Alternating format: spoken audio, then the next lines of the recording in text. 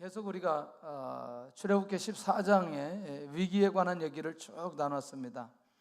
그리고 난 이후에 15장에 딱 들어왔는데 14장이 지나고 나서 15장에 들어오는데 이 모세와 이스라엘 민족이 느닷없이 그들의 입이 열려지기 시작하고 그러면서 이제 찬양하기 시작하는 것을 보게 됩니다.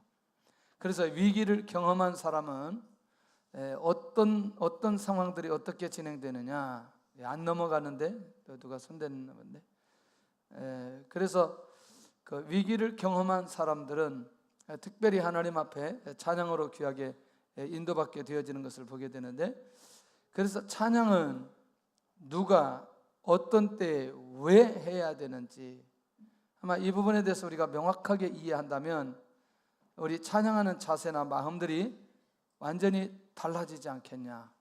그것들을 오늘 이 시간에 하나씩 우리가 좀 점검해 봤으면 좋겠고, 진짜 우리가 찬양하는 이유를 알고 있느냐. 찬양하는 이유 간단합니다. 하나님이 보여지면 찬양할 수 있어요. 조금 너무나 그러나요? 하나님께서 일하신 것을 보면 찬양할 수 있어요. 하나님의 성품을 보면 찬양할 수 있어요.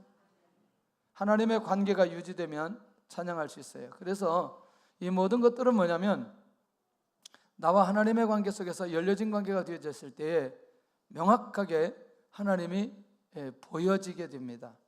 신앙생활 가운데 있어서 그냥 오늘도 하루를 살아가는데 내 삶 속에 하나님이 어떻게 개입하시고 역사해 주셨는지 이 부분들을 느끼게 되면 자기도 모르게 뭐가 나오게 되어 있어요? 찬양이 나오게 되어 있어요. 아, 정말 하나님 놀랐구나. 하나님 정말 놀랐구나. 그러니까 이제 그때는요, 사람을 보면서 하나님을 찬양하기 시작하는 거죠. 할렐루야. 그래서 저는 이 목회를 하기 때문에 성도들을 바라보면서 하나님을 찬양하기 시작해요. 어떻게 이렇게 성도들을 만들 수 있겠나. 할렐루야. 굉장히 감사한 내용들이 많아요. 뭐 이 다 얘기하기는 그렇고, 그 다음에 찬양의 대상이 누구인가. 그러니까 당연히 아까 얘기한 대로 누가 보여지면, 하나님이 보여지면 찬양하게 되는데, 찬양의 대상은 성부 하나님, 그 다음에 성령 하나님, 그 다음에 성자 하나님. 이 찬양의 대상은 명확하다는 거죠. 다른 것이 찬양의 대상에 대해서는 절대로 안 된다. 할렐루야. 자, 이것들은 우리가 이제 기본적으로 다 알고 있는 부분들이고 굉장히 아주 좋아요. 그런데 제가 가끔가다 이제 그런 얘기 하는데, 제가 본 평생에 기억되는 사람 한 두 사람 정도가 있어요. 그게 누구냐면 TV에서 그 연예인들이 나와서, 그러니까 가수가 아닌 사람이 나와서 노래하는 거예요. 그래서 경연대회 하는 건데 그 PD 같아요. 그 사람 이름이 기억이 안 돼요. 근데 이 사람이 불렀던 노래가 탑돌이라는 노래예요. 뭐 절간에서 일어나는 그거예요. 근데 가수보다 노래를 더 잘하는 거예요. 와, 뭐 그래가지고 이 사람이 1등 했어요. 1등 최우수상 탔어요. 진짜 잘하더라고요. 어떻게 PD가 가수보다 더 노래를 잘해요. 그 사람은 직업을 바꿔야 되는데 정말 잘하더라. 근데 제가 또 기억되는 사람 한 사람이 중국에 있을 때 처음 국제교회 갔을 때 기타 하나 들고 찬양하는 사람이 있었어요. 아까 그 사람은 자기를 위해서 사람들을 위해서 찬양하지만 여기는 하나님 앞에 영광 돌리기 위해서 기타 하나 들고 찬양하는데 온몸으로 찬양하더라고요. 그리고 그 모습이 정말 아름답더라고요. 이야, 찬양은 이렇게 하는구나. 뭐 그런 것들을 느끼게 돼요. 그러다가 또 어제 제가 설교 준비를 하는데 이제 계속 설교 준비할 때 찬양을 들었는데 갑자기 이제 찬양이 좀 이게 계속 좀 분량이 CCM 같은 경우는 분량이 있지만 성가곡 찬양은 다 끊어놨어요. 알죠? 이게 뭐 4분짜리 5분짜리 그러니까 성가곡 찬양을 틀어놓으면 지가 저절로 넘어가 알아서 유튜브에. 근데 갑자기 이제 찬양 이렇게 설교 준비를 하는데 네 사람이 나와서 찬양하는데 남자들 여자들인데 집사님 성도 그런데 와, 소리가 막 네 사람이 설교 준비하다가 그냥 이제 쳐다보는 거죠. 어떻게 이렇게 소리가 좋냐. 인물은 별론데 소리는 굉장히 괜찮은 거죠. 다시 또 되돌아가서 다시 또 듣고 내용인즉 제가 이제 주와 함께 가리라 그걸 자주 들으니까 그거를 4명이 나와서 하는 거예요. 이제 전체가 하는 게 이제 성가대가 하는 게 아니고 4명이 나와서 하는데 또 그런데도 또 그게 은혜가 되는 거죠. 찬양이 이렇게 기가 막힌데, 정말 계속 그냥 다른 거 하지 말고 이것만 듣고 주일날 이것만 계속 찬양만 해도 은혜가 될 때가 있다니까 이게. 왜냐하면 이 비밀을 알면, 이해되시나요? 그러니까 왜 내가 찬양해야 되고 찬양의 대상이 누구인지를 명확하게 알면요, 그 자체가 하나님의 임재와 역사로 인도받을 수 있다는 거죠. 여러분들, 그런 면에서 우리가 찬양할 때 가장 찬양에 체질화된 사람은 누구예요? 그렇죠. 사실은 모세가 찬양하는 사람이야 이렇게 말하진 않잖아요. 모세는 뭐라고 말해요? 지도자다 이렇게 말해요. 다윗은 어떤 사람이다? 찬양하는 사람이다. 그래서 제가 다윗 얘기할 때 이렇게 얘기합니다. 찬양의 폭이 굉장히 넓은 사람이에요, 다윗은. 맞지요? 그러니까 고난부터 응답과 역사, 기적에 일어나는 이 폭이 굉장히 넓어요. 예를 들어서 오늘 모세는 홍해를 건넌 것에 대한, 소리를 조금만 줄여주세요. 홍해를 건넌 것에 대해서만 이 찬양을 하는 거라면, 다윗은요 고난 속에서 환난 가운데 생명의 위협을 느낄 때에도 뭐 하느냐? 찬양해요. 근데 지금 제가 이제 시편 57편 많은 내용 중에 압살롬한테 피하다가 했던 그거보다 아들한테 피하는 건 얼마나 힘들겠어요. 그래서 사울한테 피해서 굴에 있을 때 했던 그 내용이 57편이에요. 한번 보세요. 뭐라고 찬양하는지 보고 우리 본문에 있는 내용으로 한번 좀 가봤으면 좋겠다는 거죠. 자, 우리 시편 57편 빨리 가서 한번 다윗이 어떻게 찬양하는지 한번 보셔야 돼요. 자, 3절 한번 볼까요? 시편 57편 3절. 다 볼 수 없으니까 제가 찍는 체크하는 것만 보세요. 3절 시작. 그가 하늘에서 보내사 나를 삼키려는 자의 비방에서 나를 구원하실지라. 하나님이 그의 인자와 진리를 보내시리라. 할렐루야. 나를 삼키려는 자의 무엇에서? 비방에서 나를 뭐 할 거다? 구원하실 거다. 할렐루야. 할렐루야. 자, 그 다음에 5절입니다. 시작. 하나님이여 주는 하늘 위에 높이 들리시며 주의 영광이 온 세계 위에 높아지기를 원하나이다. 할렐루야. 예. 그러면 이제 느낌이 오죠.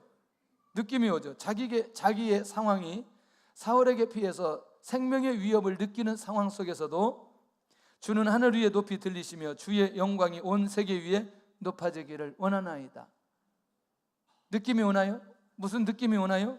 자, 7절입니다. 그런 가운데 있는 이 다윗이 시작.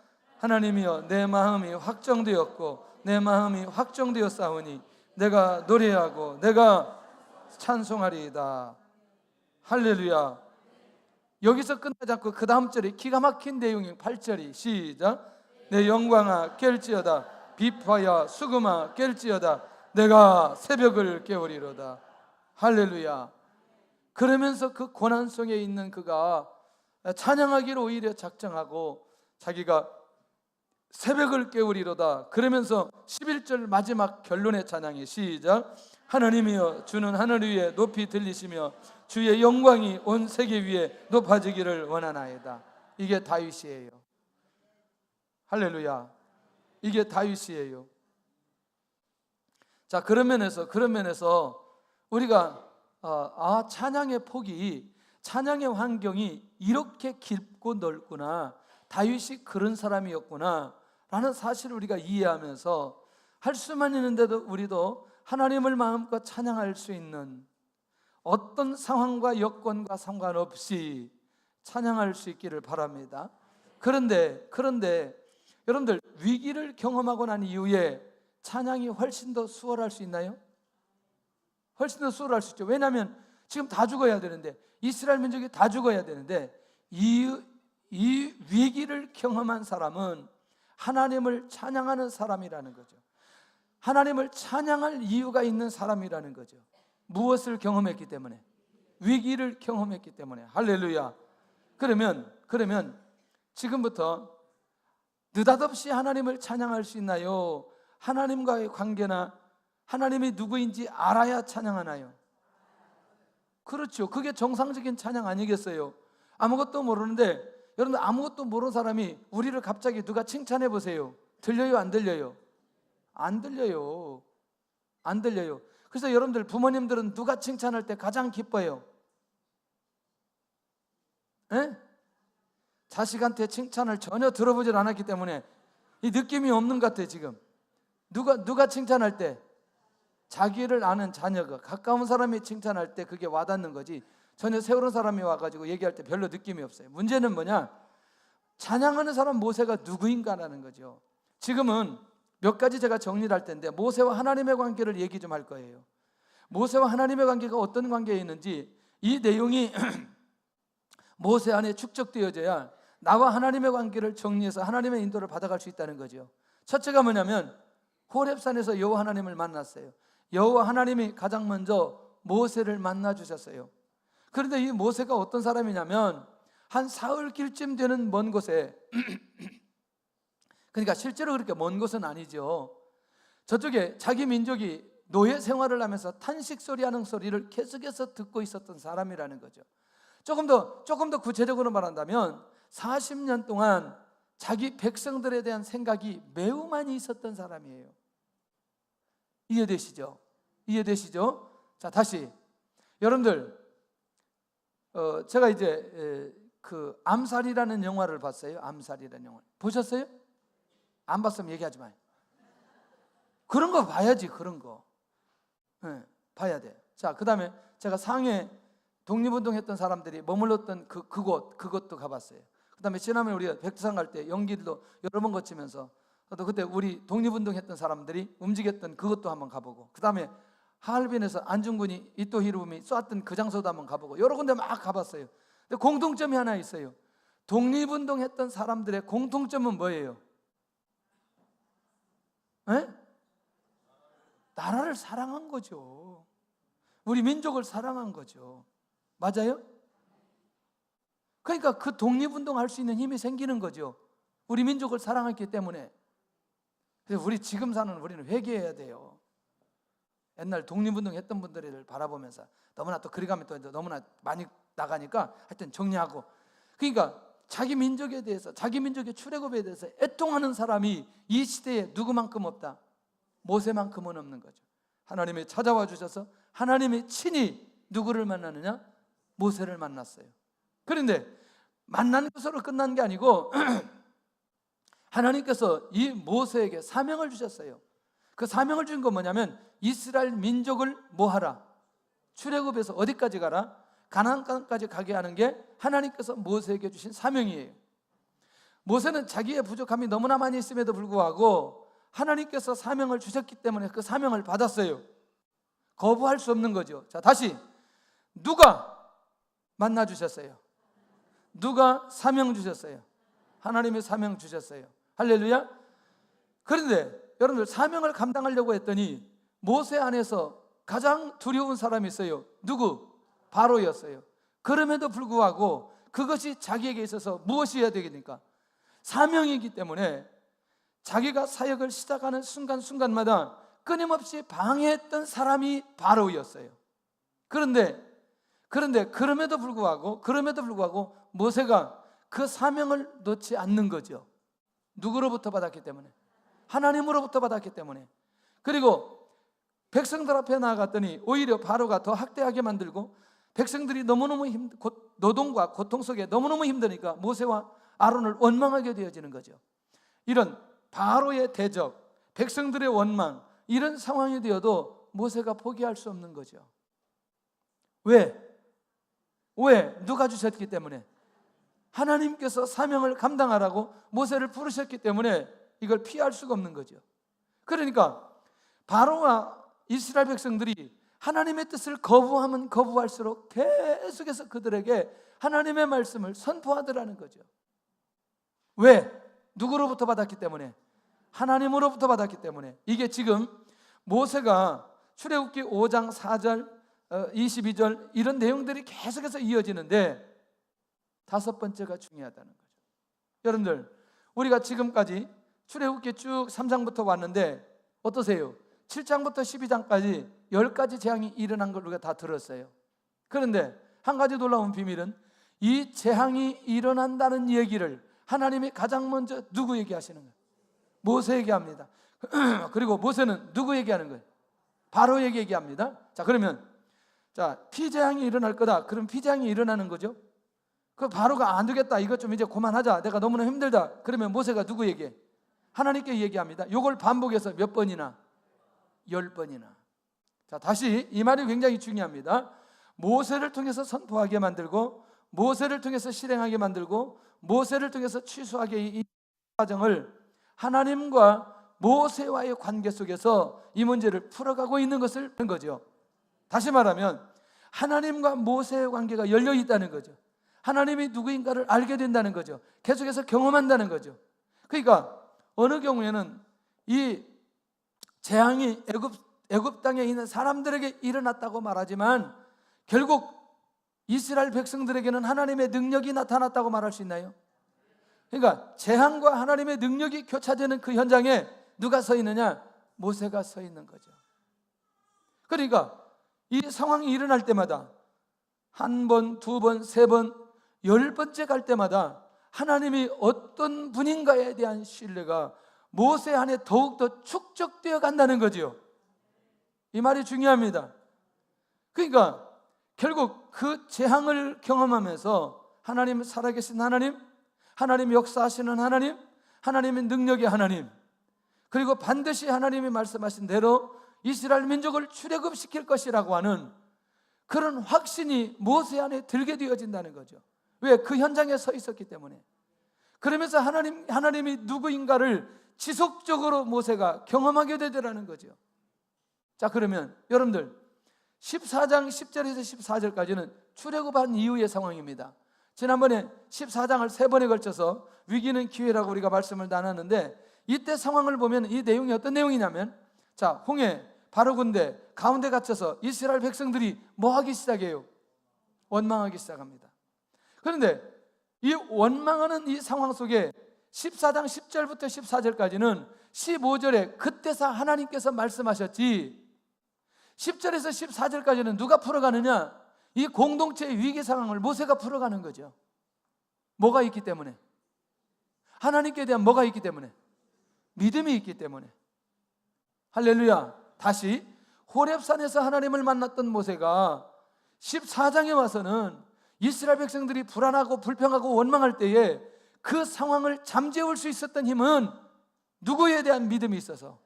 하나님께 대한 믿음이 있어서 그가 하나님께서 오늘 일하시는, 오늘 하나님께서 우리를 구원하시는 그 구원을 보라 말할 수 있었던 건 하나님께 대한 믿음이 그 안에 있었기 때문이라는 거죠. 그러면 하나님의 관계가 지금 계속해서 지속된다, 막혔다? 지속되고 있다는 거죠. 찬양은 누가 할 수 있느냐? 바로 이런 위기의 순간에도 하나님을 확실하게 믿고 하나님을 선포하고 하나님의 말씀을 듣는 그 사람은 찬양할 수 있는 분명한 이유가 있는 사람이라는 거죠. 할렐루야. 그런데 더 중요한 건 그 죽음의 현장에서 이스라엘 민족 전체가 구원을 받는 이 기가 막힌 하나님의 역사를 경험한 사람이 누구냐? 모세예요. 자, 축적됐어요. 호렙산에서 불러주셔서 이제 홍해를 건너서 홍해를 광야까지 들어간 이 모세는 다 이제 무장이 된 거죠. 하나님이 누구인지 이제 명확하게 알게 되는 거예요. 결국 뭐냐면 우리가 하나님 앞에 찬양할 때는 분명히 찬양하는 분명한 이유가 내 안에서 있어야 된다는 거죠. 할렐루야. 내가 예수님 믿기 전에도 여전히 하나님이 나를 사랑하셨어요. 맞아요? 예수님 믿게 만들어 주셨어요. 그리고 지금까지 인도해 주셨어요. 이 과정 속에 하나님을 깊이 있게 경험한 사람은, 깊이 있게 경험하는 사람은 반드시 찬양할 이유가 있는 사람으로 하나님께서 세워주시고 그의 찬양을 하나님께서 지속적으로 받으실 거라는 거죠. 다시, 하나님의 은혜를 잊지 않는 사람은 사람의 은혜도 안 잊게 되어져 있어요. 하나님의 은혜를 쉽게 잊는 사람은 사람을 통해 주신 은혜도 쉽게 잊어버린다는 것. 무슨 말인지 이해할 수 있기를 바랍니다. 하나님의 은혜를 잊지 않기를 바랍니다. 할렐루야. 그런 면에서 모세는 분명한 찬양의 배경과 이유를 가지고 있는 사람이다. 두 번째는 모세는 자신의 인생은 하나님의 주도 속에 있음을 알고 있는 사람이다. 이 말이 굉장히 중요한 겁니다. 우리는 하나님의 주도하에 있는 인생이 아니나요? 아니나요? 우리도 역시 하나님께서 우리의 인생을 주도하고 있다는 사실이 믿어져요? 중국 가기 전인데요, 차를 타고 여기서 출발해서 경부고속도로를 막 달리고 있었어요. 한 100km 정도 달리는데요, 차가 이상한 거예요. 이상하다. 앞에가 약간 떨리는 거예요. 근데 그걸 100km로 달리고 있어요. 이야, 계속 달렸어요, 100km로. 근데 느낌이 이상해. 차 느낌이 너무나 이상해. 내려봤더니요, 타이어가 완전히 걸레가 되어 있어요. 오른쪽 앞바퀴가. 근데 그걸 100km로 달렸어요. 할렐루야. 지나고 나서 봤더니 하나님의 은혜. 여러분들 이거 타이어 파손한 거, 이거 아무것도 없는 거 100km 한번 달려보신 적 있어요? 이게 얼마나 위험한지. 와, 그 생각을 안 하는 거죠. 끔찍하기 때문에 생각을 안 하는 거죠. 이거 한번 딱 말려들면 이제 그냥 이게 어려운 일이 생긴데, 이런 것들을 보는데 중요한 건 뭐냐면 이런 게 오래 안 가. 에? 근데 어려울 때 잠깐이지, 하나님 그때 나를, 할렐루야, 이게 오래 안 가는 거죠. 우리 인간이 그렇다니까. 그리고 지금의 어려운 문제가 있으면 그때 주셨던 은혜를 다 까먹는 거죠. 다 잊어버리는 거죠.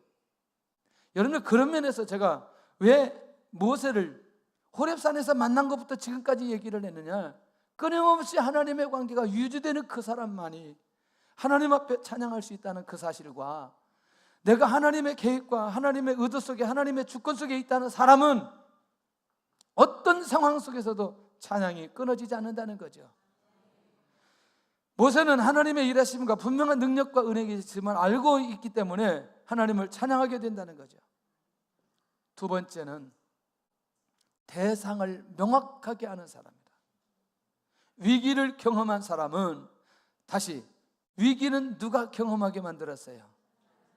누가 통과하게 만들었어요? 예, 하나님께서 하셨어요. 그러니까 찬양의 대상이 명확해야 돼요. 누구여야 돼요? 하나님이셔야 돼요. 할렐루야. 자, 그래서 15장 1절에 가서 오늘은 2절까지만 할 거예요. 그러니까 놀라지 말고 2절까지만 할 거니까, 2절도 길어요. 지금 2절도 길어. 첫째, 높고 영화로우신 분으로 찬양합니다. 저는 궁금했어요. 왜냐하면 높고 영화로우신 분, 그것이 뭐 그게 그렇게 뭐 대단하냐. 그래서 다시 한번 원문을 정리를 해봤더니 이것은 까라는 의미예요. 그런데 까라는 용어로 사용했는데 이것은 일어나다, 눈 뜨고 일어나다, 할렐루야. 눈 떠요, 일어나, 또는 높아지다, 할렐루야. 일부 예배 때요, 이런 얘기 안 해야 시간이. 젊은 부부가 왔는데 설교를 안 들어, 둘이. 더더구나 아내가 더 안 들어. 그럼 내가 억울하다. 내가 옛날에 예배 못 드리고 말씀 안 들린 게 너무너무 억울하다. 그러더니 한번 쳐다보더니 다시 고개 쳐박고 자기들끼리 예배를 안 드려. 너무나 안타깝잖아요. 이 중요한 거, 이 비밀을 내가 일찍 깨달았으면 정말 내가 평생 찬양하는 사람으로 살 건데, 일찍 그렇게 부르심을 받았을 텐데. 자, 근데 그 다음이 중요한 게 뭐냐면, 일어나셨다라고 하는 건 뭐냐면 대적들을 밟고 일어나셨던 하나님이시다 라고 하는 까의 의미라는 거죠. 맞아요? 애굽의 대적들을 밟고 일어나셨던 하나님, 조금 더 가보니까 그 대적들 앞에서 승리하게 하신 하나님, 그 하나님으로 이 모세는 고백하고 싶은 거예요. 찬양하고 싶은 거예요. 그러니까 높고 영화로우신 분, 이렇게 말한다는 거죠. 더더군다나 높은 파도를 일으켜 애굽 군대를 바다에 수장시키신 그 하나님, 그 하나님은 영화로우신 분이라는 거예요. 근데 여기서 끝나지 않고 조금 더 확대하니까 온 우주까지 통치하시는 분이다 라고 하는 데까지 가는 거죠. 높으신, 여호와는 높고 영화로우신 분인데, 높고라고 하는 그 고백이, 그 모세의 고백 안에 이런 고백이 그 안에 포함되어져 있어 여호와 하나님을 찬양하고 있더라는 것이죠. 할렐루야. 어떠세요? 보편적인 찬양은 아니잖아요. 모세가 그냥 읊조리듯 하는 그런 찬양 아니잖아요. 정말 여호와 하나님을 인정하고 그렇게 찬양하고 싶어서 여호와는 높고 영화로우신 분이라고 이 모세가 찬양하고 있다는 거죠. 그러니까 찬양해야 되는 분명한 이유가 모세 안에 있기 때문에 그것을 근거로 여호와 하나님을 찬양하고 있다는 거죠. 할렐루야. 오늘도 높고 영화로우신 분이 여호와 하나님인 것을 믿고 찬양할 수 있기를 바랍니다. 그러면 이걸 한 번 더 풀었어요. 이걸 한번 풀었어요. 어떻게 높고 영화로우신 분이냐? 여호와는 말과 긋한 자를 바다에 던지신 분으로 높고 영화로우신 분이다 라고 하는 부분이죠. 자, 그렇다면 다시 한번 정리를 해본다면 이스라엘 민족의 두려움의 대상이 애굽인데 애굽 사람들을 하나님의 차원에서 확실하게 해결하셨어요. 할렐루야. 그러니 나에 있어 두려움의 대상을 하나님께서 해결해 주셨다면 하나님 찬양할 수 있는 근거가 되어야 안 돼요? 되는 거죠. 할렐루야. 와. 요즘에는요, 아마 당분간 우리 이제 인터넷에 기사나 이런 게 임현수 목사님에 관한 얘기들이 굉장히 많이 있을 거예요. 굉장히 많이 있을 거예요. 이제 고백 한마디 한마디가요, 이게 일반적인 2년 6개월 9일이더라고요. 있었던데. 근데 기도할 때마다 하나님께서 확신과 믿음을 주시는 거예요. 그러니까 한 번 주일날 예배를 드리면 7시간씩 예배를 드리고, 와, 굉장히 충격적이에요. 그리고 그때마다 기도할 때마다 하나님께서 응답해 주시는데 기가 막힌 거죠. 기도하면 꼭 창문에 새가 와서 그렇게 짖는다는 거예요. 그리고 나면 반드시 뭔가 좋은 일이 있다는 거죠. 마지막 나오기 15분 전 그날도 갑자기 창문에 새들이 오더니 막 짖어대더니 그날 나왔다는 거예요. 그러면서 이 자유라는 게 얼마나 감사한지.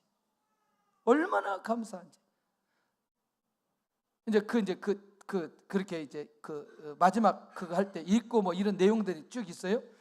그러면서 그 모습을 보니까 얼마나 평안한지, 두려움이 없는 모습으로 있는 그 모습이 그 자체만 봐도 정말 은혜가 되더라고요.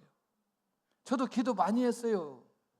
근데 나오니까 이분이 목사님이 그러는 거죠. 다 자기를 위해서 기도했다고, 다 애썼다고 다 얘기하는데 기도는 맞지 않겠냐? 뭐 그렇게 얘기하는. 그만큼 그렇게 거의 뭐 한국, 미국, 스웨덴, 카나다 이런 정부에서 노력을 해서 그렇게 나오게 됐다 이런 얘기하는데, 근데 이렇게 얼굴을 제가 딱 보니까 두려움 기색이 2년 6개월 9일 정도 있는데 두려움이 하나도 없는 그런 얼굴의 모습. 누가 하셨기 때문에? 하나님이 하셨기 때문에. 우리 인생 가운데 우리의 두려움을 완전히 제거하신 일이 우리 상황 속에 일어난 것이라면 마음껏 하나님 찬양할 수 있기를 바랍니다. 할렐루야. 자, 세 번째가 굉장히 중요합니다. 여호와는 나의 힘이다. 여호와는 누구다? 나의 힘이다. 나의 힘, 야의 힘. 자, 이것도 조금 다른 관점이지만 내용은 비슷해요. 힘이라고 하는 것은 아찌라고 하는 뜻인데 적을 물리치고 승리를 얻게 하는 강한 능력을 의미한다. 다시, 적을 물리치게 하시는 하나님, 그리고 승리를 얻게 하시는 하나님, 그런데 그 능력을 가지고 계신 하나님, 적을 물리치고 승리를 얻게 하는 능력을 가지신 하나님을 찬양한다는 거죠. 그러면 현실적으로 모세가 이걸 경험했나요? 경험했나요? 자, 이제 중요한 게, 결국 모세가 이렇게 고백했던 이 내용이 하나님은 누구에게 이런 힘을 허락하시냐는 거죠. 누구에게? 자, 그게 사무엘상 2장 10절에 여호와께서 세우시는 왕에게는 이런 힘을 주신다고 한나가 기도 속에 고백하고 있는 것을 보게 되더라는 거예요. 자, 사무엘상 2장 10절을 가서 보겠습니다. 그냥 보지 말고 활자가 튀어나와야 됩니다. 자, 사무엘상 2장 10절 시작. 여호와를 대적하는 자는 산산이 깨어질 것이라. 하늘에서 우레로 그들을 치시로다. 여호와께서 땅끝까지 심판을 내리시고 자기 왕에게 힘을 주시며, 다시, 자기 왕에게 힘을 주시며 자기의 기름 부음 받은 자의 뿔을 높이시리로다 하니라. 여기서 힘을 얘기할 때 이 힘이라는 얘기죠. 그러면 누가 세우시는 사람? 여호와 하나님께서 세우시는 사람에게 어떤 힘을 주신다? 이런 힘을 주신다. 어떤 상황 속에서도 대적자에게 승리할 수 있는 능력을 주시는 힘, 그분이 누구다? 여호와 하나님이시다. 근데 여호와 하나님께서 누구에게? 여호와께서 세워주시는 모든 성도들에게 이런 힘을 주신다고 약속하고 있다는 것이죠. 그러니까 여호와는 나의 힘이다, 이렇게 찬양하는 게 얼마나 깊은 의미가 있냐는 거죠. 여호와가 나의 힘이야, 여호와가 나의 힘이야. 또 나옵니다. 여호와는 나라의 노래다, 이런 얘기도 나오거든요. 여호와는 나의 힘이다. 그렇게 다윗이 수없이 고백했던 내용의 의미가, 그 찬양의 의미가 무엇인지 이해한다면 이 찬양해야 돼요, 안 해야 돼요? 할렐루야, 할렐루야. 결국 우리의 삶 속에 이 하나님을 경험한 사람은 반드시 하나님을 찬양하게 되어져 있다는 거죠. 그래서 다윗에게 끊임없이 힘을 주시고 어떤 대적들이 일어나도 다윗이 실패하지 않도록, 다윗이 실패하지 않도록 하나님께서 지켜주셨다. 좀 안 더워요? 좀 더워요? 네, 더워요. 할렐루야. 그럼 뒤에서 알아서 틀어줄 거예요 지금. 네 번째는 여호와는 나의 무엇이다? 노래이다. 여호와가 나의 노래이다. 나의 노래이다. 자, 이 말이 이제 얼마나 중요하냐면, 죽음 직전에 구원받았어요? 누가 구원받았어요? 이스라엘 민족과 모세가 구원받았어요. 이거 뭐냐면 구원받은 기쁨과 감사함으로 드리는 찬양인데, 결국 노래, 그러니까 요걸 사실은 원문의 찬양인데, 여호와는 나의 찬양, 그냥 여호와 하나님 자체가 그냥 찬양인 거죠. 왜? 하나님의 하신 일, 그게 뭐예요? 구원의 역사를 일으켰다.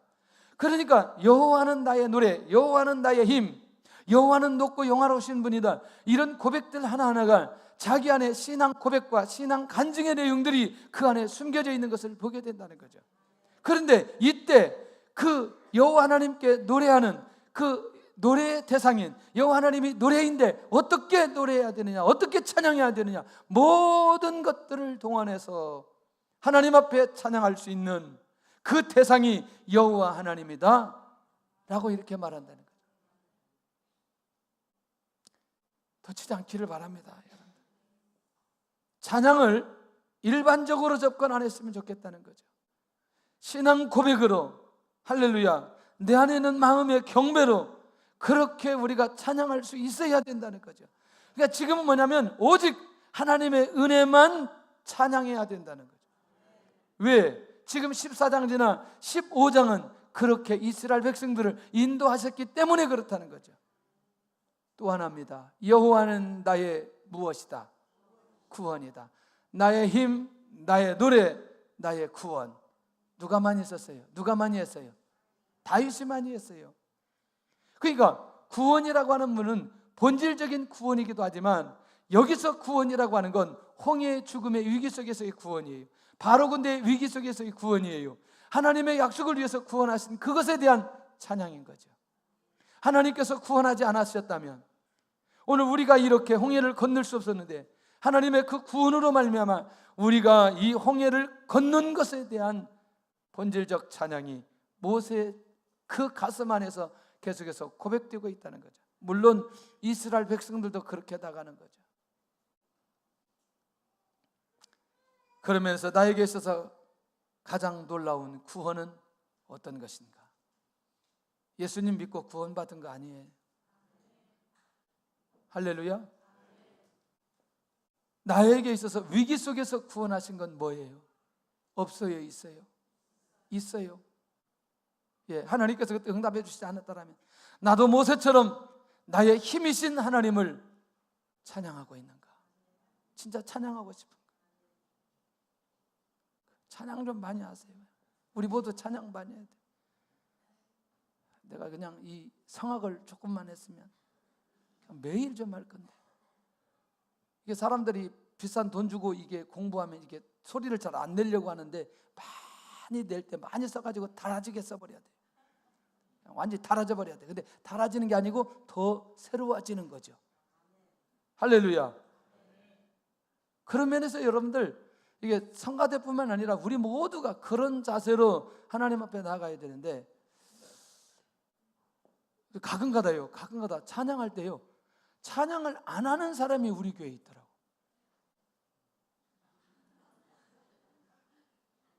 찬양을 안 해.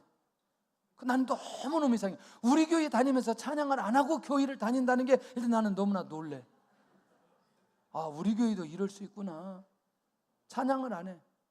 근데 좀 그 찬양이 너무나 어려울 때 어려운 건 좀 못할 수도 있어요. 그래서 제가 이런 사람들, 인도하는 사람들한테 청년들 할 때 찬양과 장년들 할 때 찬양을 좀 잘 구분해서 좀 하면 좋겠다. 잘 알아듣지도 못하는데 너무나 박자 빠른 거 막 반박자 느리고 나고 막 이게 들고 넣고 막 하다가 이게 정신없이 이런 거 그렇게 하지 말고 진짜 하나님 앞에 찬양할 수 있는 그것들을 좀 하면 좋겠다.